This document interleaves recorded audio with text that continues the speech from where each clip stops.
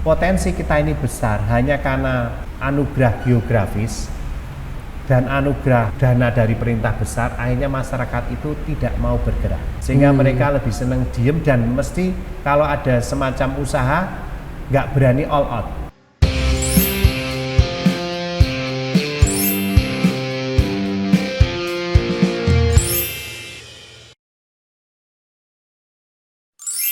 Ya, Assalamualaikum warahmatullahi wabarakatuh. Waalaikumsalam warahmatullahi wabarakatuh. Sahabat Karisma semua, alhamdulillah ini kita kedatangan tamu istimewa.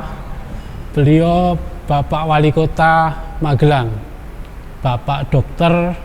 Haji Muhammad Nur Aziz, SPPD, konsultan ginjal hipertensi. Ini kalau dokternya sudah level S3 nih. Tapi yang ingin saya tanya itu, apa Vinasim itu menapa Pak Dokter? Ya. Vinasim itu fellowship, jadi fellow bahwa kita sejajar dengan internis dunia. Tapi untuk khusus penyakit dalam di Indonesia namanya Vinasim. Vinasim, oh iya. Jadi kalau bergaul dengan internis atau penyakit dalam seluruh dunia, ya Vinasim itu yang dipakai. Oh ya. Begitu ya. Luar biasa nih, satu-satunya wali kota Magelang yang dokter ya beliau ini. Dan dari sahabat Karisma juga luar biasa ini. Ini pada kesempatan kali ini kita akan mengulik ke Pak Wali beliau ini bagaimana masa muda beliau, kemudian aktivitas beliau, sama nanti kita ingin menanyakan juga program-program beliau untuk UMKM di Kota Magelang.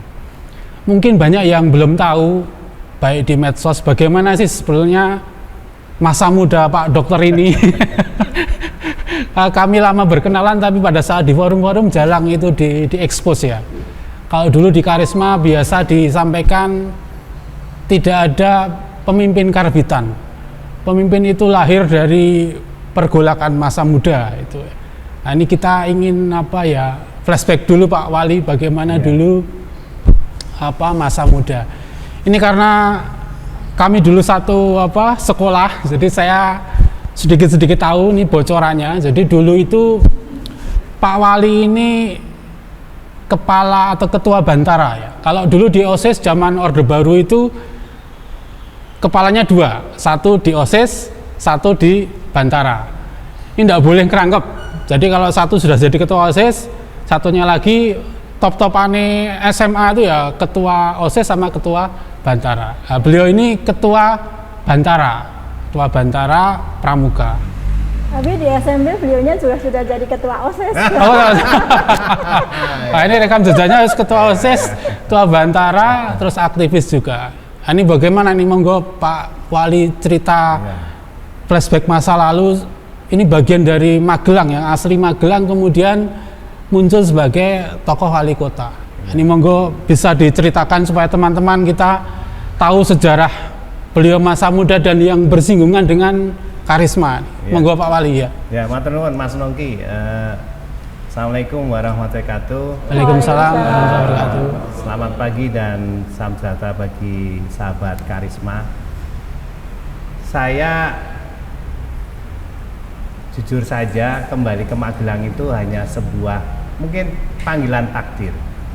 Tidak ada rencana sedikit pun untuk menjadi wali kota. Tapi betul tadi Mas Noki, saya ini hasil dari sebuah didikan, kaderisasi dari organisasi-organisasi yang di Kota Magelang. Karena kebetulan saya sekolah dari SD, SMP, SMA itu di Kota Magelang, dan saya selalu mengikuti bagaimana kita ini dididik oleh sekolah-sekolah itu, terutama di SMP 1, kemudian SMA itu lebih kuat lagi. Saya di sana diajari bagaimana menjadi seorang istilahnya organisatoris. Ini guru-guru saya, ini termasuk guru saya, senior saya selalu. Karena beliau juga lebih ngetop di beliau aktif terus ya, aktif ya. Jadi beliau sangat aktif sekali. Jadi di Pramuka itu sangat aktif. Jadi tidak perlu jadi ketua, di OSIS juga beliau aktif. Kalau saya kebetulan betul, Nggak pakai tas saya. saya ini di Bantara kebetulan karena saya memang sudah dicup. Tadinya saya mau ke OSIS, saya ingat salah satu senior kita, Mbak Rita itu sudah ngomong, di Aziz kamu harus di OSIS, tapi saya udah dicup, namanya ada kakak kelas Mas Lili Sujandi. Jadi beliau sudah ngecup dulu dan sudah diajar. Jadi mau jadi ketua Bantara itu harus betul-betul ya istilahnya dibully, dihukum dan sebagainya. Itulah pelajaran yang luar biasa. Jadi saya ini mengikuti proses dan saya sebenarnya sudah lama berharap bahwa Kota Magelang ini dipimpin oleh salah satu alumni dari SMP dan SMA 1. Saya berharap banyak. Dulu tokoh yang saya jujur aja sangat salut yaitu Mas Catur. Saya sudah dorong itu. Kenapa yo? Kok Mas Catur ini salah satu orang karisma kita, juga orang Bantara, itu kok nggak mau gitu. Saya yang bukan siapa-siapa malah yang jadi. Nah ini ya aneh. Nggak ada. Saya di karisma dulu ketua Diklat, ya Diklat. Kebetulan ketua saya itu Habib Hamdan. Ya. Mas Hamdan ya. Saya punya teman di sana ada Penta, kemudian ada Anis. Juga Anis, ada Intan yang almarhum sudah meninggal. Dokter ya, Intan. Dokter Intan. Dan yang penting juga ada teman satu lagi Mei Wardana. Mei Wardana itu sudah almarhum meninggal, almarhum juga. Itu meninggal saat kita pulang dari survei Kemah Bakti. Dan itu juga ketemu saat saya mau jadi wali kota, yaitu kakaknya. Jadi tidak ada namanya sesuatu takdir itu mak bedunduk, itu nggak ada, pasti ada proses. Dan saya proses alami, proses dari kaderisasi sebuah sistem yang alhamdulillah mudah-mudahan saya bisa membawa atau mengaplikasikan dalam kehidupan bernegara ini. Jadi yo namanya Mas Noki wis ngerti, Mbak Aryati wis ngerti. Tapi tadi kadang-kala kita karena jauh lupa, tapi ketemu pasti ngerti dan jiwanya sama. Ya, kayak Mas Fauzan itu ya podo wae gitu. Ada namanya takliful qulub gitu loh. Dan saya selalu mengatakan bahwa kalau kita ini berbuat baik, insya Allah Allah akan menata kita. Saya juga heran, saya belum pernah berkreatif di Magelang. Nggak seperti Mas Noki sama Mbak Aryati yang sudah berbuat untuk Magelang, saya belum pernah. Tapi saya di luar memang bergerak terus. Dan saya selalu mengatakan saya ini hidup biasanya tadi seperti yang kita harapkan dulu, yaitu khairun nas anfa'um linnas, bahwa manusia yang terbaik adalah manusia yang banyak misalnya membantu ataupun berguna bagi orang lain. Itu yang saya pegang, teman-teman. Dan saya juga sekali lagi melihat bahwa Kota Magelang ini kota yang luar biasa, sudah banyak menciptakan pemimpin. Tidak hanya saya, banyak kakak-kakak kelas kita yang luar biasa. Hanya pada males untuk balik ke Magelang jujur aja. Ya, saya berharap mereka kembali dan kalau bisa memegang kepemimpinan di Kota Magelang. Saya ini hanya membuka pintu. Dan saya sebenarnya aslinya dokter spesialis penyakit dalam, konsultan ginjal hipertensi. Dan saya harapkan ke depan di Karisma pun ada yang menjadi wali kota. Bahkan ada yang lebih tinggi. Ya sekarang saya lihat ada Prof Didi yang juga memegang kendali di UGM, pernah jadi Purek ya. Jadi kita ini bangga. Ada Prof Fahmi yang di BRIN juga beliau termasuk menonjol. Banyaklah tokoh-tokoh yang luar biasa. Jadi kembali lagi Mas Nuki, saya sangat bersyukur dan kalau kita ngomong nikmat Tuhan mana yang akan kita dustakan bagi orang Magelang. Mas keren lah. Saya ini orang karisma asli wis. Yang selalu mengikuti namanya Telaah Duha. Keren. Karena karisma itu mendidik namanya karakter. Dan ini terbukti karakter baik salah satunya mampu mendirikan BMT yang luar biasa seperti ini. Nah, sekarang saya bergerak di bidang kepemimpinan, makanya nanti kita harus kolaborasi. Betul, ya. Terima kasih. Ya, baik. Terima kasih nih. Jadi tadi sampaikan Pak Wali bahwa akar dulu beliau ini karisma tulen. Dulu aktif di masjid pengajian Telaah Duha ya bersama dengan para pendiri karisma ini. Jadi ini sebetulnya bagian dari lanjutan perjuangan teman-teman di karisma kemudian aktif di bidang pemberdayaan ekonomi ini Pak Dokter, sehingga kita bisa mendirikan dan bermanfaat untuk pembangunan ekonomi umat. Ini berkaitan dengan pemberdayaan umat ini, monggo nih, apa program dari Pak Wali yang berkaitan dengan UMKM, kemudian apa yang nanti bisa dikolaborasikan. Ini ada Bu Har juga sebagai Direktur KSPPS Karisma sekarang, nanti barangkali bisa ada program yang bisa kita saling kolaborasi dengan Pemkot Magelang. Monggo Pak Wali bisa menyampaikan. Wah, saya senang sekali. Tapi seperti salah satu mutiaranya yang ditulis di buku Birunya Bantara, better late than never, lebih baik terlambat daripada tidak. Itu harusnya mungkin 2021, tapi nggak apa-apa Mbak Haryati dan Mas Nuki dan teman-teman. Memang saya sangat konsen, makanya ada program namanya Magelang Keren. Oh ya. Jujur saja, saya ini dididik oleh Karisma bagaimana kita itu menjadi entrepreneurship salah satunya. Dulu kita sering buka namanya bimbingan belajar buat adik-adik. Kemudian non sewu ada komputer, istilahnya apa namanya dulu tidak ada komputer rental. Ya, luar biasa. Itu sebenarnya mendidik kita. Saya ingat Tunggoni ada yang nyablon dan sebagainya. Jadi kita ini membentuk karakter entrepreneur.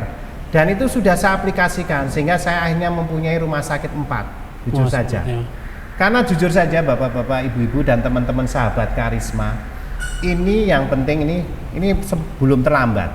Kebetulan saya dengan Magelang Entrepreneurship ini atau Magelang Keren atau Kelurahan Entrepreneurship ini adalah cara bagaimana mensejajarkan seluruh warga kota. Karena warga kota ini non sewu, setelah saya berkeliling keluar dari Magelang, saya kembali melihat bahwa sudah terlalu nyaman orang tinggal di Magelang. Sehingga semangat istilahnya mencari penghasilan yang lebih itu kurang saya lihat. Daya juangnya kurang saya lihat. Karena non sewu saya terpaksa orang yang harus berjuang, karena non sewu untuk sekolah saya harus mencari uang sendiri. Sekolah saya non sewu lulus dari SMA 1 masuk ke kedokteran, itu saya dapat beasiswa. Beasiswa karena siapa? Bapak saya veteran. Selesai saya punya cita-cita sampai S3, ya saya harus jujur aja bekerja paling cepat. Saya kebetulan bekerja di Kalimantan, 2 tahun bekerja di sana. Setelah itu pulang sekolah S2, yaitu spesialis penyakit dalam. Habis selesai S2 kerja 7 tahun, ngambil S3 itu konsultan ginjal hipertensi. Konsultan ginjal itu di Jawa Tengah hanya ada sekitar 17 orang. Jadi sangat kurang. Di Magelang aja belum ada. Masih satu-satunya, tapi karena di Magelang ini praktek orang dibayar, jadi saya nggak praktek. Nggak, ini guyon. Kan masih boleh sebenarnya. Saya kalau setiap Sabtu, ini nanti sore saya pulang. Bekerja sebagai dokter di Pemalang. Kebetulan rumah saya masih di Pemalang. Kembali tentang UMKM, Mas Nongki, Mas Had dan sahabat Karisma, saya malah mengajak. Ini apalagi ada gedung IKM Center. Saya pengen ini menemukan. Nah, kira-kira nanti dari Karisma yang non sewu orang-orangnya sangat kreatif, itu harus di-create. Gedungnya megah, seharga 9 miliar. Tapi ngisinya programnya itu masih blank, jujur saja. Nanti mohon nanti teman-teman bisa masuk. Yang kedua adalah memang saya mendorong mereka, orang-orang di Kota Magelang, terutama yang UMKM itu, bagaimana dia men-scale up. Jangan non sewu, penghasilannya hanya non sewu, omsetnya hanya di bawah 10 juta, kalau bisa lebih. Dan ini memang belum ketemu. Baru kita itu mau wisuda kemarin 500 entrepreneur, itu pun baru ilmu dasarnya. Dan kita targetnya adalah 1.500, karena kata ahli ekonomi, kalau kita mau merubah Kota Magelang atau Indonesia, itu harus membuat entrepreneur itu kira-kira 2% dari jumlah penduduknya. Nah, harusnya saya ini setiap RT, karena jumlah penduduknya 122.000, yaitu kira-kira harusnya setiap RT 3-5 itu. Nah, kita sekarang baru setiap RT itu hanya 1-2. Karena 1.500, RT kita 1.032. Itu bagaimana cara membuat mereka itu bisa bangkit. Karena non sewu, teman-teman sahabat karisma, potensi kita ini besar hanya karena anugerah geografis dan anugerah dana dari perintah besar. Akhirnya masyarakat itu tidak mau bergerak, sehingga mereka lebih senang diem dan mesti kalau ada semacam usaha nggak berani all out. Biasanya diserahkan orang kabupaten. Ini ada orang kabupaten nggak ini? Banyak toh. Orang kalau kabupaten itu all out, lebih all out dibanding kita. Dan saya menyadari kita semua ya Mas, kalau tidak ada orang kabupaten kita itu nggak greget jujur aja. Karena memang saingannya orang kabupaten. Orang kabupaten itu pinter-pinter dan all out dan wani getih. Mereka yang dari Bandungan, dari Trasan, jalan kaki, nyepeda untuk sekolah di SMP 1, SMA 1. Dari Secang dia ngekol jauh sekali untuk sekolah di SMP 1. Dan mereka rata-rata pinter. Kalau nggak pinter nggak mungkin sekolah di kota. Nah itu, saya ingin menggabungkan mereka untuk bagaimana kota Magelang itu bangkit. Dan orang Magelang memang nggak puas dengan kondisi kotanya, dia pasti keluar. Karena golek duitnya Magelang angele pol aja. Betul ya Mas. Saya kalau praktek di kota Magelang itu satu pasien paling hanya dapat 50.000. Tapi saya praktek di Pemalang saya bisa dapat 300.000. Karena memang nilainya di sana kan dekat Jakarta. Kalau di sini kan non sewu, di Apit, dua kota yang sudah kuat sekali yaitu Jogja dan Semarang. Nah inilah yang potensi ini harus dikuatkan. Kembali tentang UMKM, memang saya bertekad mereka didorong dan dilatih dan nanti harus didampingi. Sekarang ini program dari pemerintah ya non sewu. Memang sistem pentahelik kita tidak jalan. Pentahelik itu adalah kombinasi antara swasta, akademisi, warga, government. Kalau itu nggak digabung, ya tidak akan sesuai. Makanya ini saya tetap nanti monggo dari Karisma bisa nanti bergabung di KM Center. Terus UMKM ini memang kita dorong, ada sekitar 6.000-an UMKM. 6.000. Dan itu jangan dikasih modal saja, tapi harus dilatih dan didampingi. Karena kalau enggak, saya yakin nanti orang ini jem di BMT macet kabeh. Iya, paling berat kan kalau macet toh. Hanya jenengan kan jadi dop kolektor ya. Nah inilah yang saya jujur saja merasa prihatin melihat kota Magelang ternyata bagus luarnya tapi dalamnya tidak kokoh. Nah ini saya kesempatan memimpin bersama dengan teman-teman ASN dan warga bagaimana membuat Magelang harus berubah. Makanya saya tidak punya program banyak untuk membangun. Saya lebih banyak untuk program pemberdayaan sumber manusia. Soft skill ya. Karena apa teman-teman, kalau kita ini sumber dayanya manusia kurang di Magelang, kita nanti akan dibanjiri, minimal dibanjiri oleh Kabupaten Magelang.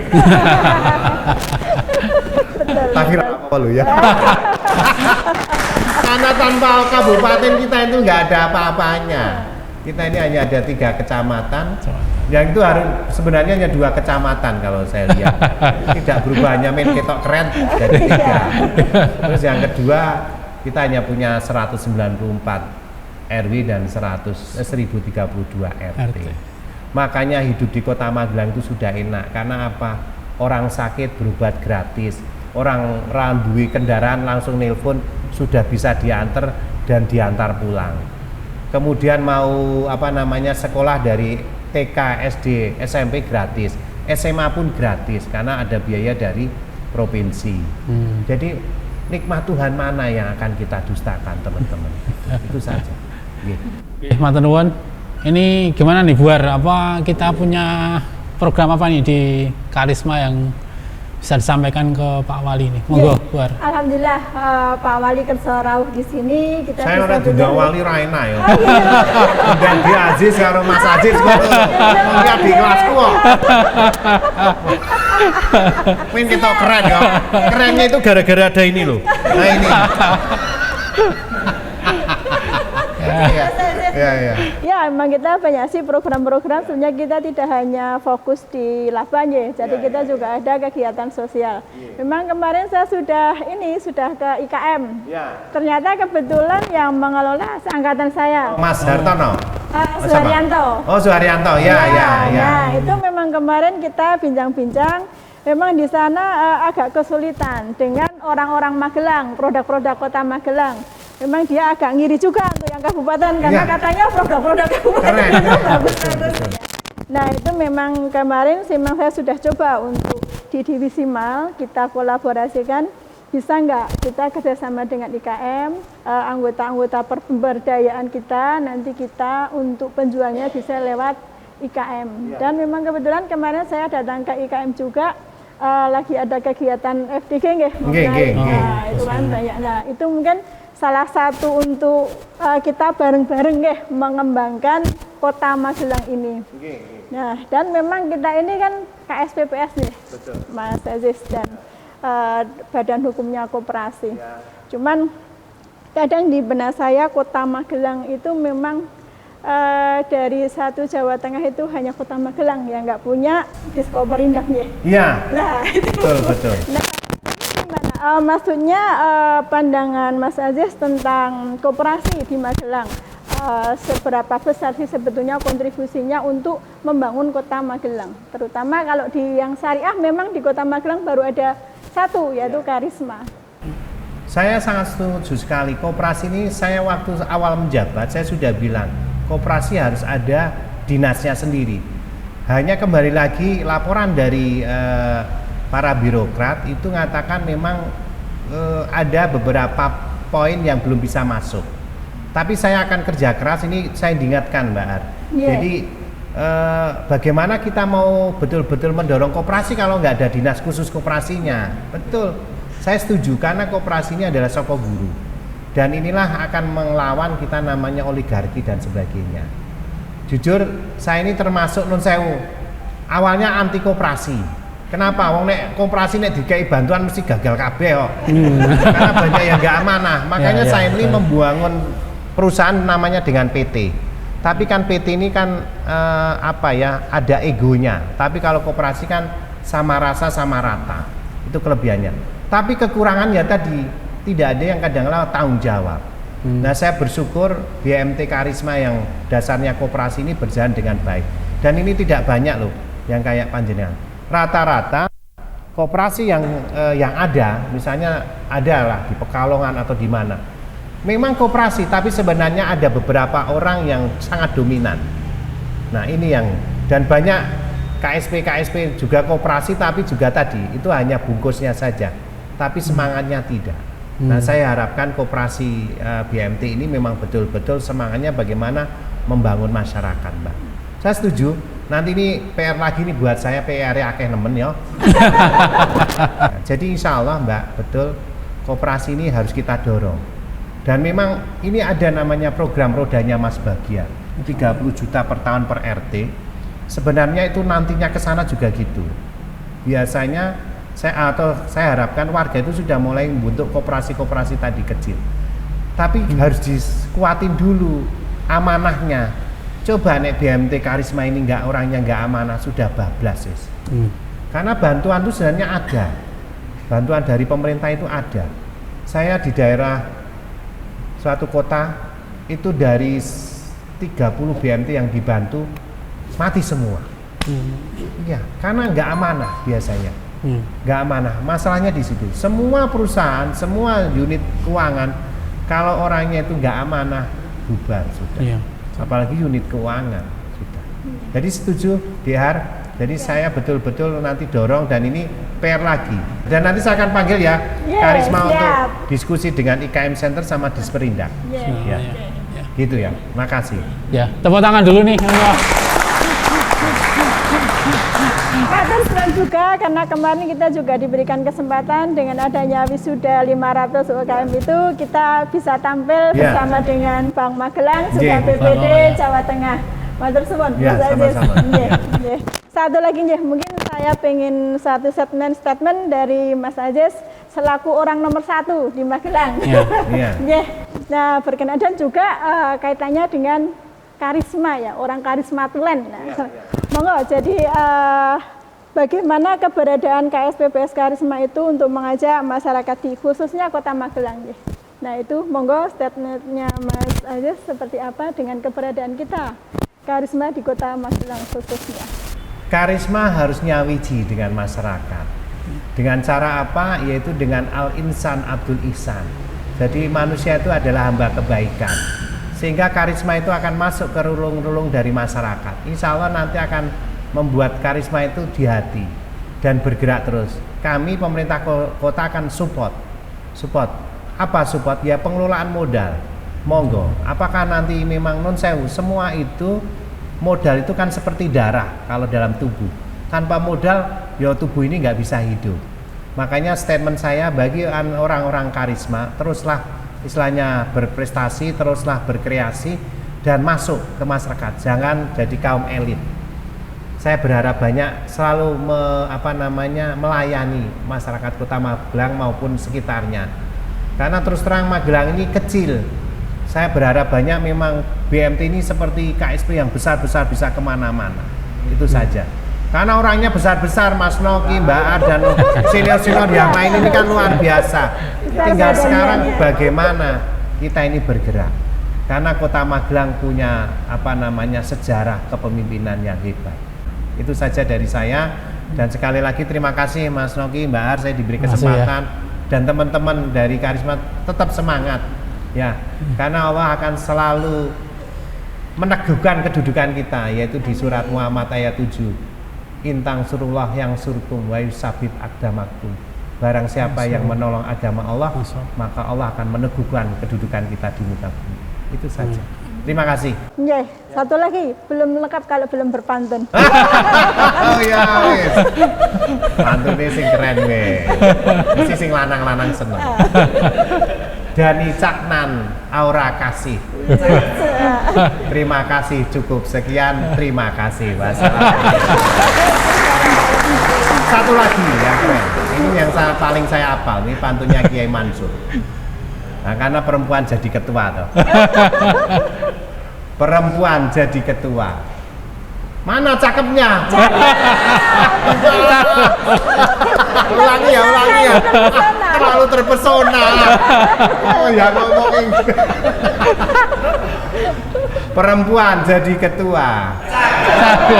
Disebut ketua cantik. Terima kasih semuanya. Panjenengan semua adalah yang terbaik. Billahi taufiq wal hidayah. Wallahu muwaffiq ila thariq. Assalamualaikum warahmatullahi wabarakatuh. Waalaikumsalam warahmatullahi wabarakatuh. Terima kasih ini para sahabat Karisma, kita sudah menyaksikan bincang-bincang kita dengan Pak Wali kita.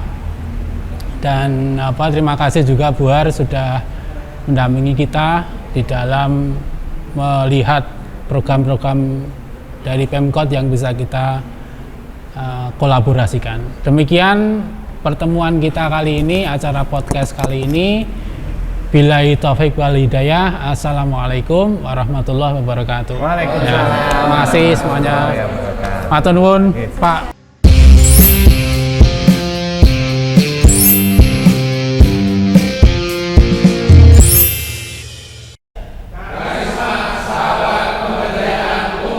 KSPPS Karisma, sahabat pemberdayaan umat.